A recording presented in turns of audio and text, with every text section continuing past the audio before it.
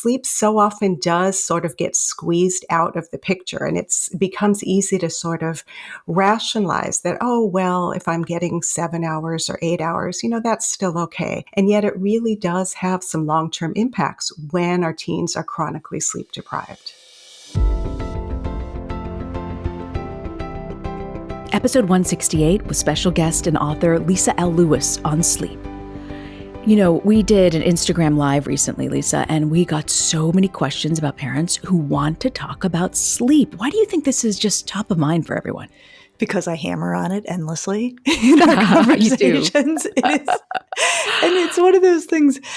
I'm so reassured that parents keep asking about it and want to keep talking about it, because every time I bring it up, I think, oh, we know what we're supposed to do. Why, maybe this isn't fresh and important. It is fresh, it is important, and people don't know what to do. You're absolutely right. Well, I'm excited about our guest. I want to go ahead and introduce her. Lisa L. Lewis is a journalist who's focused on parenting, education, and public health.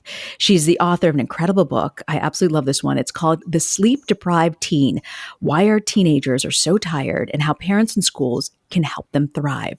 Her book was actually born out of her role in helping get California's landmark law on healthy school start times passed. She's also a parent of 2 and currently lives in California with her family. Lisa, welcome.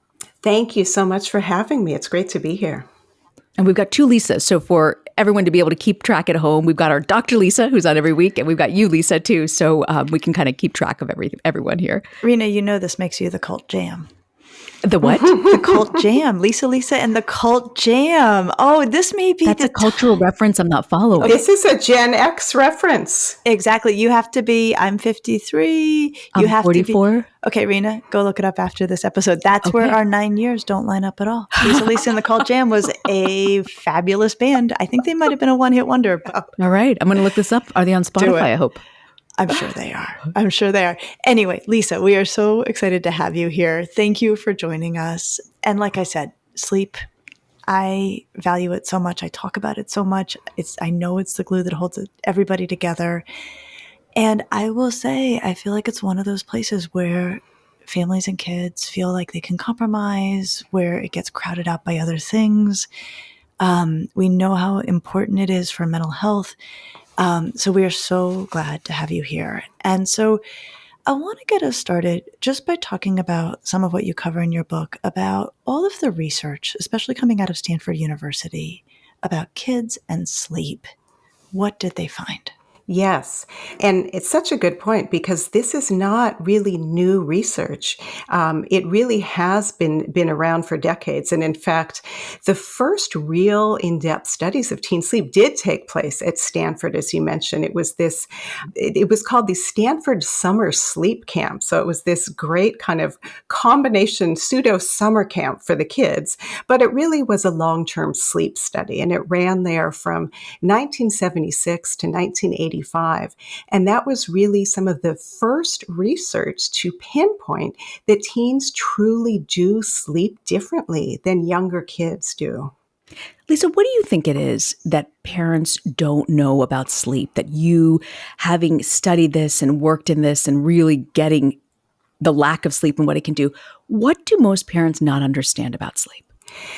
Great question. I think just sort of to start with the basics, because it's so important to have this kind of common foundation of understanding, because sleep is a struggle, I think, for all of us, to be fair, not just our teens. It is for us as adults as well. But our teens are not yet adults. A lot of them are starting to look very much like adults by the time they're 16, 17, but they are still undergoing so much development, and they still need more sleep than we do as adults. So I think one of the first pieces of information that's so important to remember is that our teens should be getting 8 to 10 hours of sleep every single night. Those are the official recommendations, and that's up until age 18, after which point it does go down slightly. Our range as adults is 7 to 9 hours. So when you hear 8 hours as sort of this magic perfect number, well, that's great for us as adults. That's the midpoint of our range. That's the minimum that our teens should be getting. And also, I should point out when I'm mentioning this range for teens, this is up to age 18, but for our younger teens and our tweens, it's actually even more. It's 9 to 11 hours every single night. So I think that is one of those really important things to keep in mind, because as Dr. Lisa was mentioning, sleep so often does sort of get squeezed out of the picture, and it becomes easy to sort of rationalize that, oh, well, if I'm getting 7 hours or 8 hours, that's still okay. And yet it really does have some long-term impacts when our teens are chronically sleep deprived. Okay, so let's just get down to business. We have incredible questions from our listeners. So I'm just going to start with this one right here. I just don't see a universe in which expecting kids to have lights out at 8:30 will happen or is reasonable. We do have a no screens after 9 rule, and my 11-year-old seems to have a good sense of what she needs and will go to bed earlier when she needs to. The 13-year-old, ironically, seems to need more sleep and is definitely not a night owl. When I encourage earlier lights out, she says her body isn't ready for sleep yet or that she needs time to unwind. What should I do? Both of those are great observations by the 13-year-old about not necessarily being sleepy and needing time to unwind, because both of those are also key points, I think, for parents to really keep in mind. So one of the things that began to be discovered at Stanford, as we were mentioning at the beginning, was that teens have this different sleep schedule. So not only do they need more sleep than we do as adults, they actually are on a later sleep schedule than they were when they were younger. So what happens is pretty much at adolescence is when the shift takes place in their circadian rhythms, which governs their sleep-wake schedules. And so they are not feeling sleepy as early as they used to.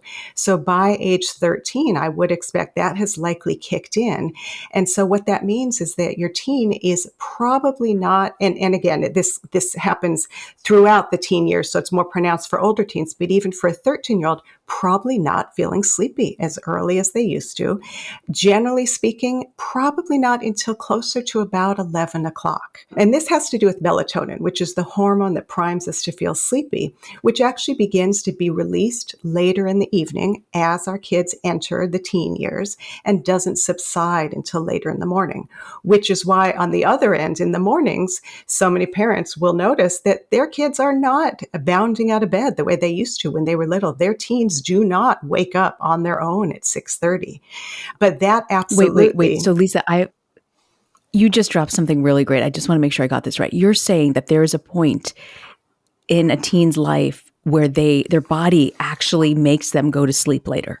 Yes, and that is also such a key point to emphasize here, because otherwise so often there's sort of this sense, oh, well, teens must just be stubborn, they're just staying up late, when they truly are not feeling sleepy. So you can put a teen to bed, at 8:30 or 9 and say it's lights out, but that doesn't necessarily make them fall asleep because they aren't feeling sleepy. And that, again, gets back to melatonin, this hormone that primes us to feel sleepy, that isn't released until later in the evening.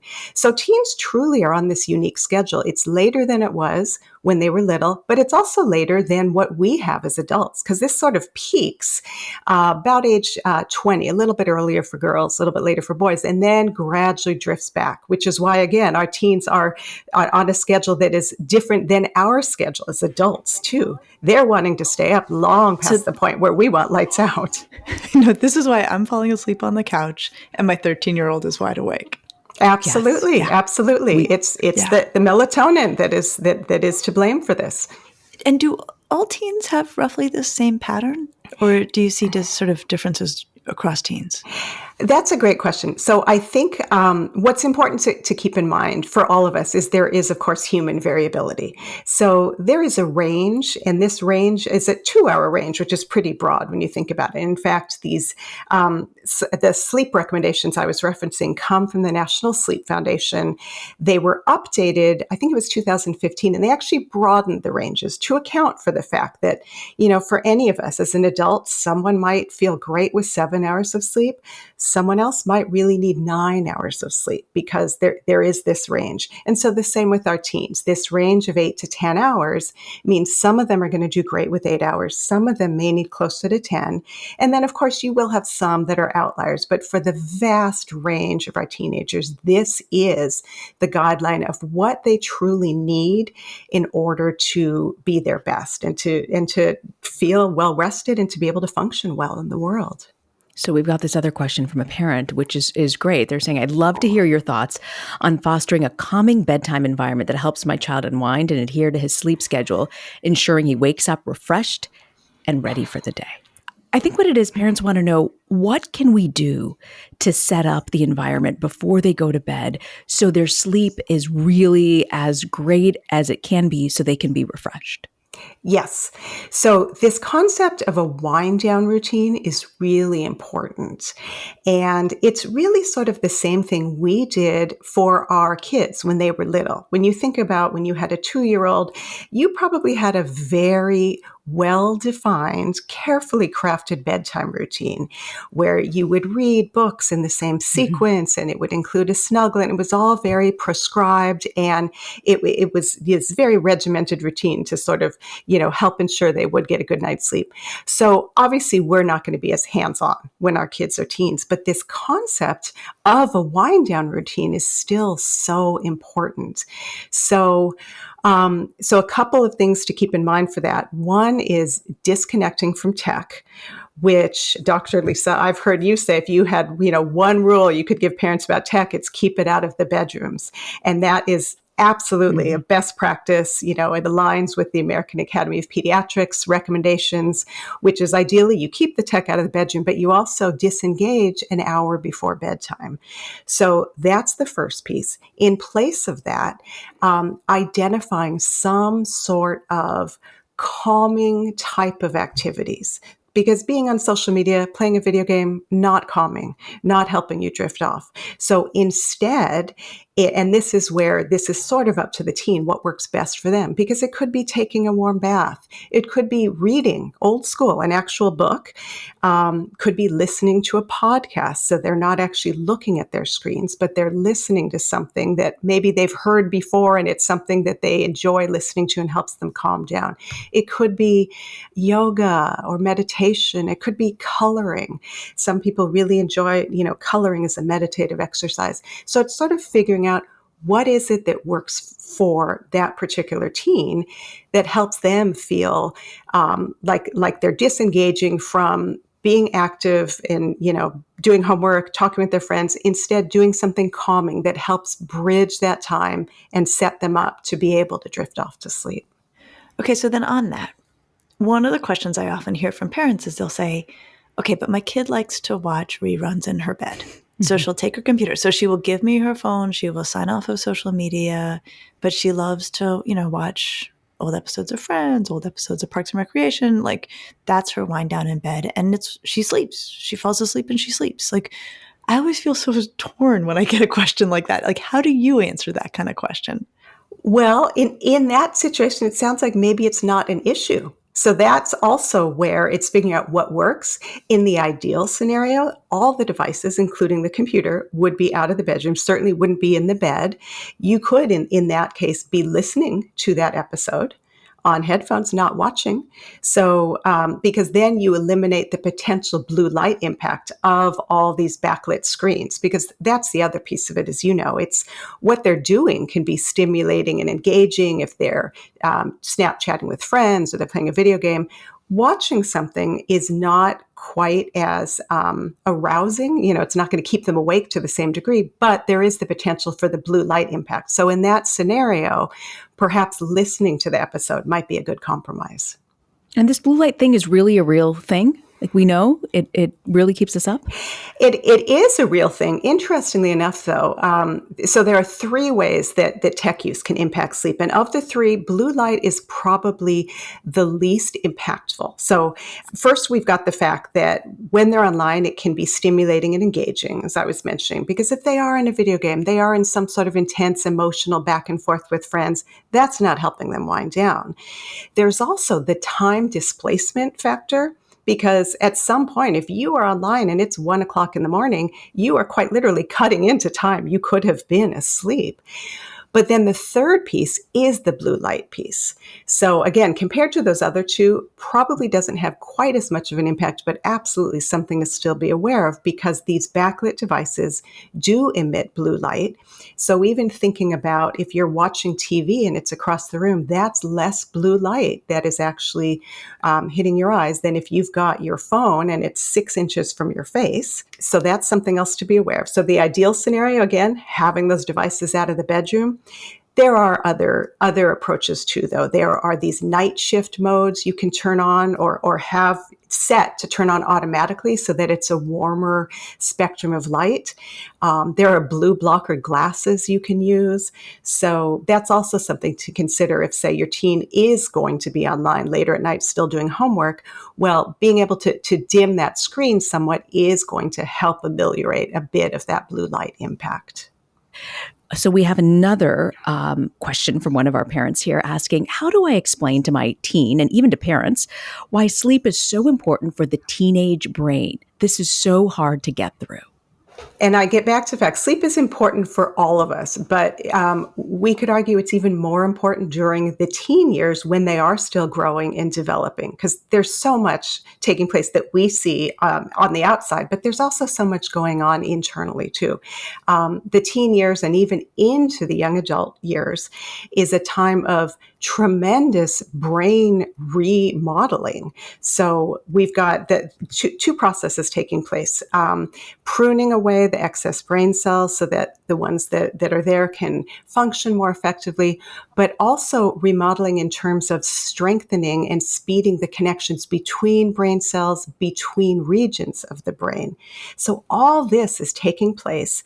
The other key to remember is that so much of this does happen while they're sleeping. Sleep is essential for pretty much every single aspect of their lives. You think about what's their primary function during the day when they're at school learning. Well, the whole process of consolidating and storing that information and synthesizing it and moving it from short-term into long-term storage, that takes place at night while they're sleeping. If they're an athlete, it may resonate that sleep is actually a competitive advantage. Whatever your teen's specific sport is, chances are there is a pro athlete who is out there and is very public and vocal about the fact that they value their sleep. If it's skiing, you can look at Michaela Schifrin. If it's basketball, you can look at Andre Iguodala. They are very, very committed to getting enough sleep because they know what it means for them out on the field or on the court. That is great, because I was going to ask you, my next question is how does sleep or the lack of sleep affect mental health and athletic performance for kids, right? Because I feel like sometimes when you're really into sports, it's a way to get them to understand why it's so important. Absolutely. Yeah. And that may be the way in. That may really resonate with a kid or a teen who's an athlete. So there was this terrific study, again, out of Stanford, and this was over a decade ago now, but this pretty seminal study in the field of sleep and sports. So the researcher actually worked with the men's basketball team and had them stay in bed longer, up to 10 hours, as a way to increase the amount of sleep they were getting. As a result of this, they went from getting less than 7 hours of sleep, again, less than that minimum, to about 8.5 hours of sleep. And then what was really, really impressive was what that meant in terms of their performance. They ended up posting a 9% increase in terms of successful free throws, a 9% increase in 3-point field goals, and faster sprint times. So this was one of those studies that really sort of made people in the sports field kind of sit up and take notice to recognize that these were already top athletes, and yet when they were getting enough sleep, it absolutely improved their performance. So that's one piece of it. And then you look on the other end. Yeah, it's absolutely, they're better athletes as a result. It also helps prevent injuries, which is also key, of course, because if you are sleep deprived, you are, your response time is affected, your coordination is affected. You know, there's not one coach out there that's going to say to somebody the night before a big game, oh, stay out all night. I mean, they know getting a good night's sleep is so essential. What I love about this, Lisa, is these are the kinds of facts that do change teenagers' minds, right? When adults are able to say, look, you care about your sport. Here's what the data show on your sports performance and sleep. That, in my experience, is much more powerful than just nagging, right? I mean, as soon as we're nagging kids, we've lost them already.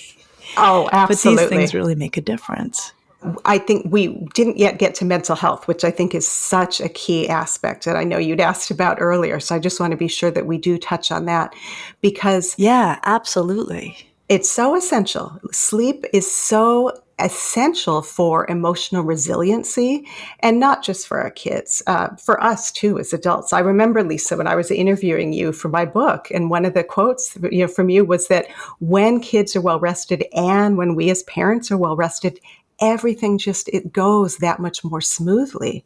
And it's so true because we all have a full emotional tank with which to interact with each other. And on the flip side, when we haven't gotten enough sleep, and this is true for us as adults too, but even more so for our teens, but we're more reactive, we feel things more intensely. And then for our teens who are still in the midst of this major phase of brain development, they don't yet have a fully mature prefrontal cortex, which is the part of the brain responsible for executive functioning and rational decision making and helps kind of dampen that increase in emotional intensity. So we have that at least to help us when we haven't gotten enough sleep. Our teens do not. So being sleep deprived, in a sense, is felt even more acutely for our teens. You've already given us so much to go on in terms of why teens need more sleep, what gets in the way, and how to help them get there. What else? What else do you have in terms of changes adults can make, teens can make that are going to allow for more sleep? A few things. The first is making sleep a family priority. That's one of the messages that I really always try and emphasize because, as you mentioned, nagging, not a great approach, not super effective, not super fun for anyone involved in that interaction. And as our teens are getting older, having them take ownership of this process is so much more effective. We are more hands-on. I mean, this is sort of a microcosm of parenting overall. When it comes to our kids' sleep, we are much more hands-on when they are younger.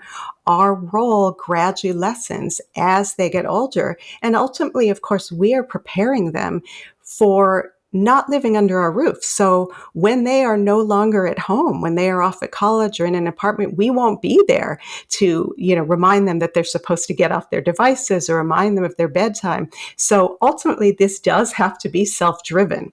So having this be a conversation with your teen and having them provide input and also ultimately take ownership of this is a far more effective long-term strategy. Lisa, I've heard you ask this question before, that when someone comes to you and says their kid is struggling academically, your first question is, well, what's getting in the way? And that is the same question when it comes to sleep, to ask, well, what is it, in my particular kid's situation, what is it that is impacting their ability to get to sleep on time? Are they waking too early in the morning because of school start times? Are they staying up at night because of anxiety? But trying to pinpoint what it is and then being able to address those issues.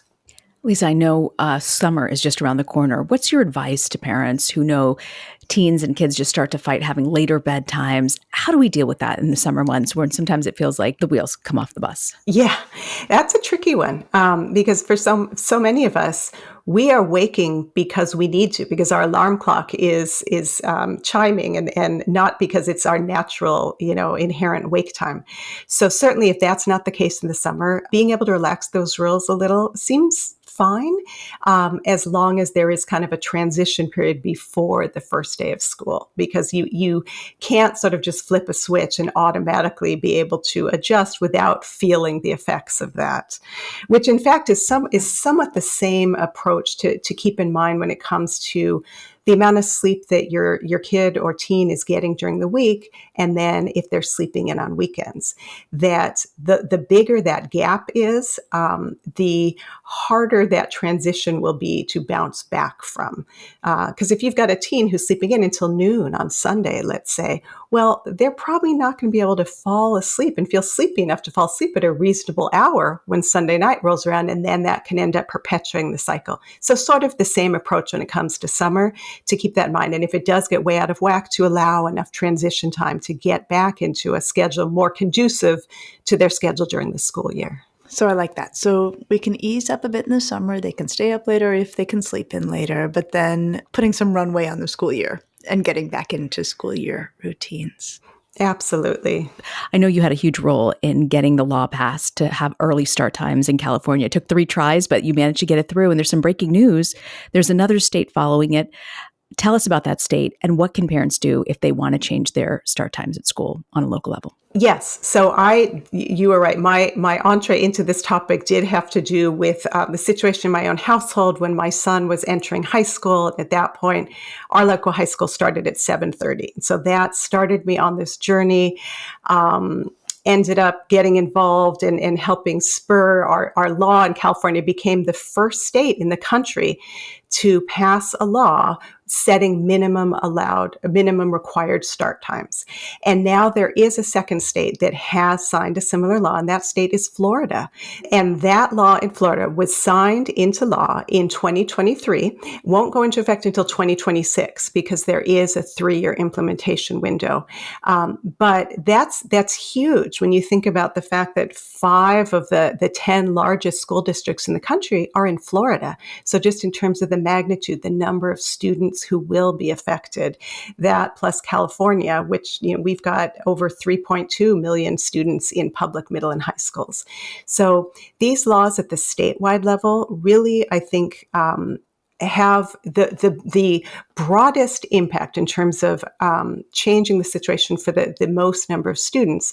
That's not to say, though, that parents can't be active at the local level, because up until this law in California, this is how all the changes took place. And there are literally hundreds of districts around the country that have already changed their start times. And what can parents at a local level do? Yes. So if you are a parent and your kid's school is starting at, say, 7:30 or even 7 o'clock, there are high schools starting at 7 o'clock as we speak. I know I see Dr. Lisa is sort of aghast at that. And yet Drop-jawed by that. Yes. Yes, that is the case, though. Las Vegas, Nashville. I mean, these are cities where this is not 0 period either. This is regular first period mandatory attendance, first bell ringing at 7 a.m. So if you're in a district where that's the case, I think it starts with education. It starts with setting this kind of foundation of understanding, getting back to what we started with. How many hours of sleep do our teens truly need? And then when you think about the fact, if they've got to start at 7, they have to get up at 5:30, and you do the math for them to get 8 to 10 hours of sleep, they'd have to be going to bed at a time that just is not realistic. So getting involved at the local level means helping share this information, bringing in a speaker to help kind of raise the issue, getting other parents involved. In California, there were 2 groups that actually co-sponsored the bill that then was signed into law. One was a group called Start School Later, national nonprofit. You can start a chapter. They've got tremendous wealth of resources.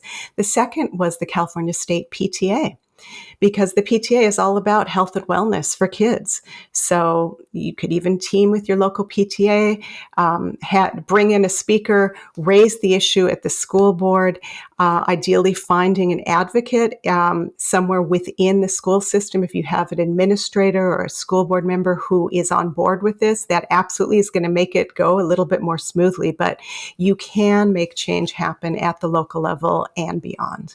I love that it started with your op-ed in the LA Times that a state senator saw and had a teen. So change happens. Lisa, thank you so much for joining us. Thank you for talking about my favorite subject. Thank you for the work you do. And thank you for being there for teenagers and trying to help protect their sleep. Absolutely. And thank you, Lisa. I know I was able to interview you for my book, and it's a tremendous honor to be here. Thank you. The book is called The Sleep-Deprived Teen: Why Our Teenagers Are So Tired and How Parents and Schools Can Help Them Thrive. Journalist Lisa L. Lewis, thank you so much for joining us. Thank you. I get it. You've always sounded the alarm on why sleep is so important. What do you have for us for parenting to go?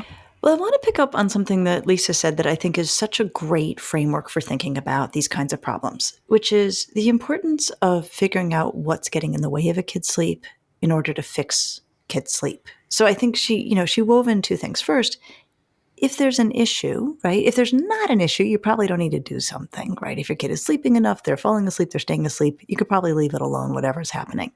But if there's an issue, what you want to do, and this is how we think as clinicians, first you diagnose the problem, then you treat the problem. So is the issue that they're not falling asleep, that they're too worried and their mind is spinning with anxiety, or that they fall asleep but they can't stay asleep, or it's not dark enough in their room, or it's not cold enough in their room. So taking time to really suss out what the problem is and then address that very directly and deliberately is exactly the kind of, diagnose and then treat that really gets results, as opposed to just throwing everything you've got at the problem and hoping something sticks. Mm. Because so many parents struggle with getting their kids to get down and get calm and go to bed. And it was really valuable to hear her say that there's a reason of what's happening internally to these kids in their teenage years, that they're not just being belligerent and annoying, that there's something there. They are much more able to stay up than when they were little kids and they'd pass out in front of the TV before we would. Now they pass out. I pass out if my kid is wide awake. Absolutely right. Absolutely right. Well, I learned so much. So thank you very much to both of our Lisas today. And Dr. Lisa, I'll see you next week. I'll see you next week.